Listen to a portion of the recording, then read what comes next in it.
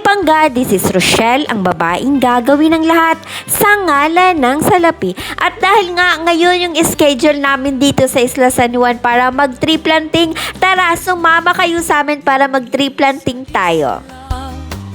Isla sa San Juan. Ito nga yung ganap namin ngayong araw dito sa isla. Dahil dumating ang taga DSWD kasama ang 4P San Juan, magti-tree planting tayo, magtatanim tayo ng mga puno na pwede tayong makinabang balang araw. At eto nga, naglalakad na kami papunta sa bukid. Bawat isa sa amin may dalang pananim. At habang andito nga kami, tingnan nyo naman, ang ganda talaga ng view kahit dito sa bukid namin. Or ako lang talaga yung nakaka-appreciate ng bawat tanawin sa paligid ko. Kasi yung mga kasama ko parang walang pakialam eh. Pero ako parang gandang-ganda talaga ako sa paligid ko ngayon. Parang andito na ako sa era ng buhay ko na na-appreciate ko lahat.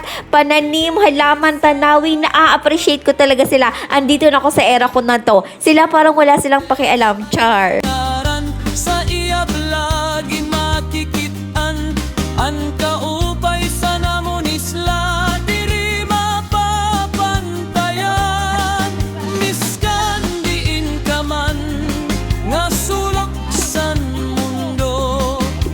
Lagi mo bantayan, Rochelle Rodlelas Anyaran.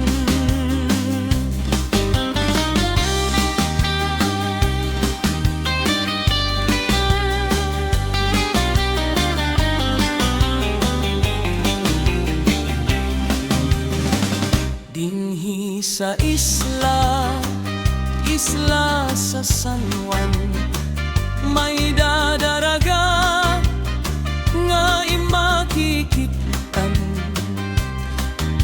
Kuni mo lahanapon aniya kagwapa sa tanan na labawon. Sa iya postura makikitan mo na blande ang buhok ngan butan pa.